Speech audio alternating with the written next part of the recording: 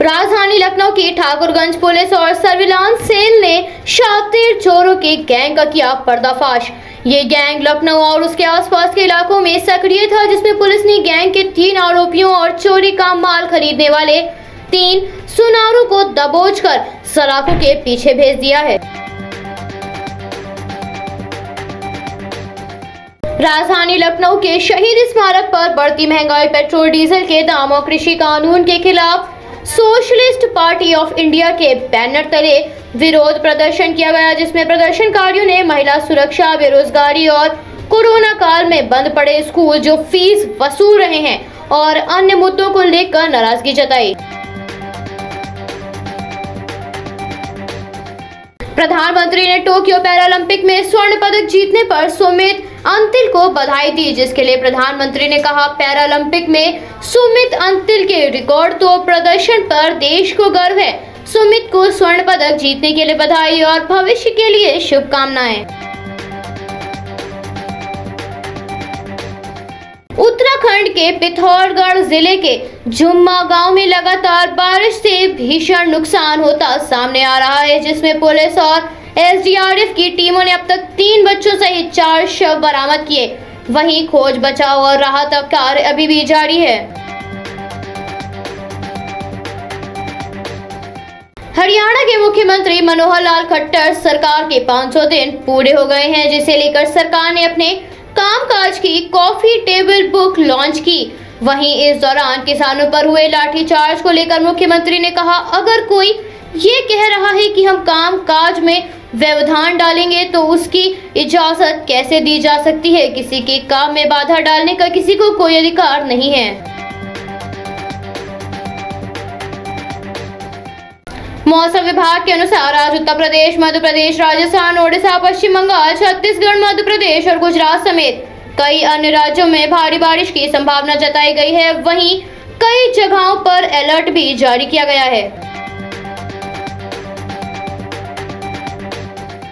उत्तर प्रदेश के मुख्यमंत्री योगी आदित्यनाथ ने बीते दिन प्रधानमंत्री आवास योजना एवं पीएम निधि योजना के लाभार्थियों से संवाद किया, जिस दौरान मुख्यमंत्री ने एक महिला से जब पूछा मकान बन गया तो कैसा लग रहा है, तो उसने जवाब दिया, मेरा सपना पूरा हुआ।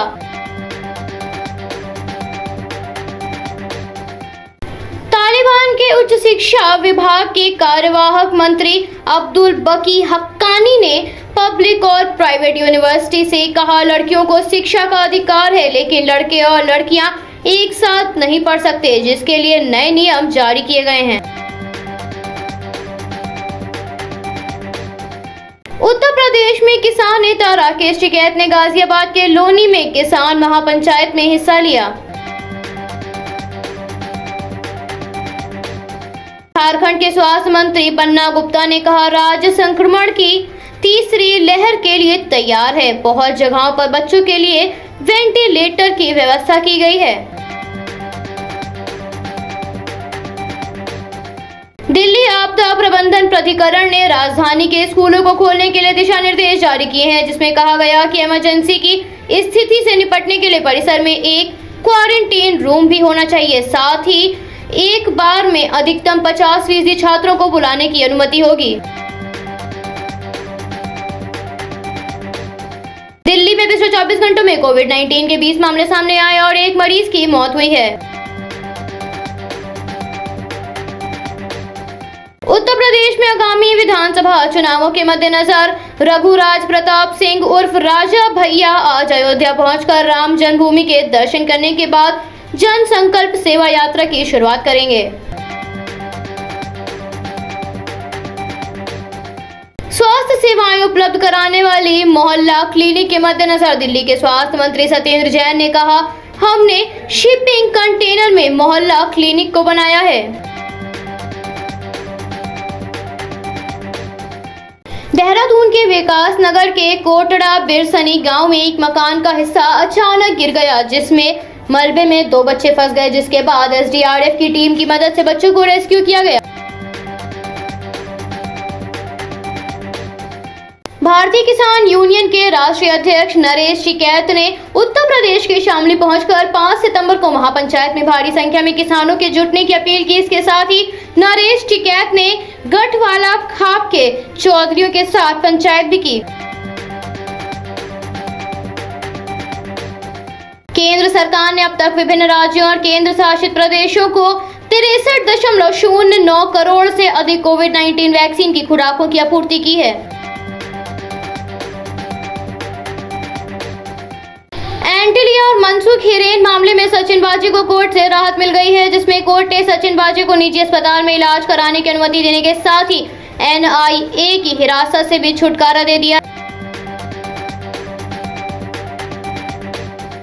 कारोबारी सप्ताह के पहले दिन शेयर बाजार अपने रिकॉर्ड स्तर पर बंद हुआ, जिसमें सेंसेक्स में 765 अंकों की बढ़त दर्ज की गई, तो वहीं निफ्टी पहली बार 16,900 के पार पहुंचा। उत्तर प्रदेश के मुख्यमंत्री ने वर्चुअल माध्यम से प्रधानमंत्री आवास योजना के शहरी लाभार्थियों को किस्तों का ऑनलाइन हस्तांतरण किया, जिसमें प्रधानमंत्री आवास योजना में करीब 2,853 शहरी लाभार्थियों को किस्तों की सौगात मिली, जिसमें लाभार्थियों के खाते में 1,341.17 करोड़ रुपए भेजे गए।